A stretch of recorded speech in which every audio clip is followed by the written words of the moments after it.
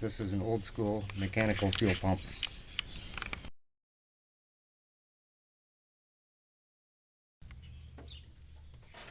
This is where the mechanical fuel pump is located. And loosen and remove lower fuel line.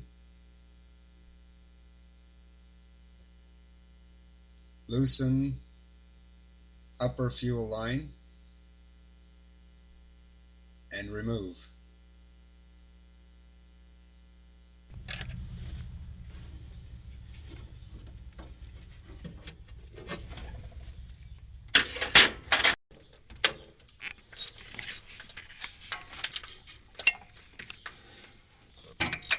now I'm just removing the 2 bolts that hold the fuel pump on.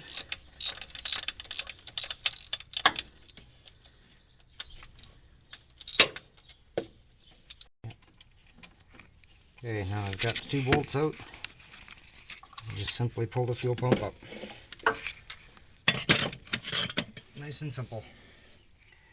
Now on a GM Chevy small block, they have a pin inside of there that activates your fuel pump, and you have to make sure you push that pin back up. They recommend that you put heavy grease on this shaft in order for it to stay up in place.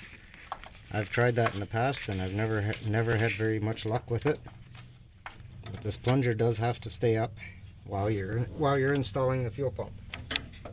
And I usually just push it up with the needle nose pliers.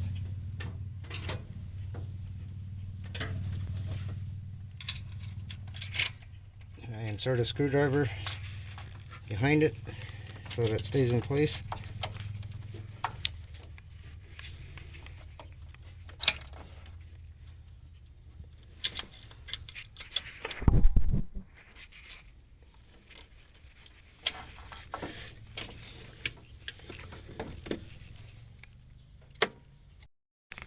Next step is to install the gasket onto the fuel pump, and I prefer to use aviation glue.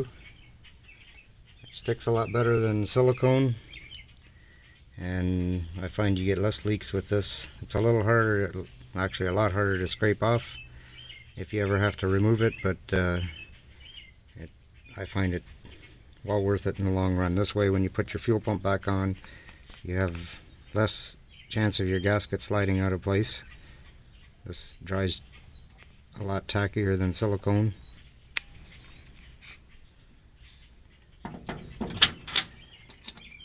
Just push the bolts through.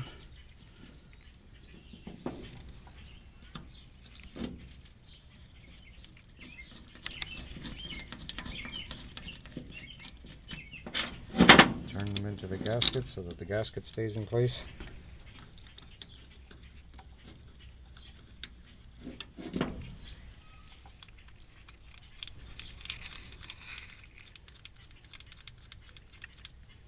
I'm going to make sure that the clamp is facing in a direction where I can get at it from the bottom, so I don't have to remove it here if I ever have to do this again.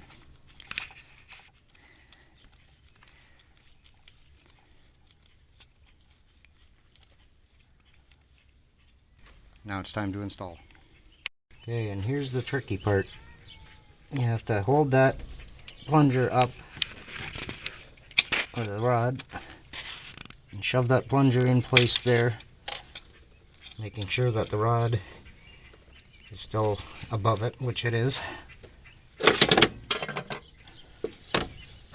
And get your bolt started so that it doesn't slip back out of place. Okay.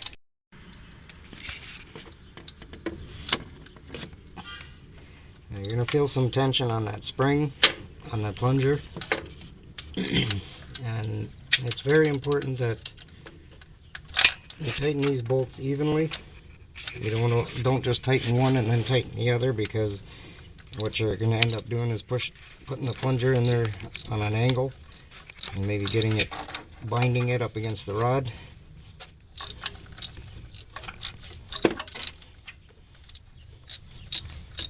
Continue tightening the 2 bolts, alternating from side to side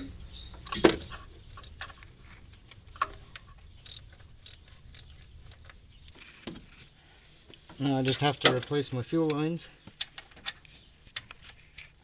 and I'm gonna have to put my vent line onto the small one here, and in order to do that I'm gonna have to route it all the way from the tank up to here for my vent, which isn't being used right now.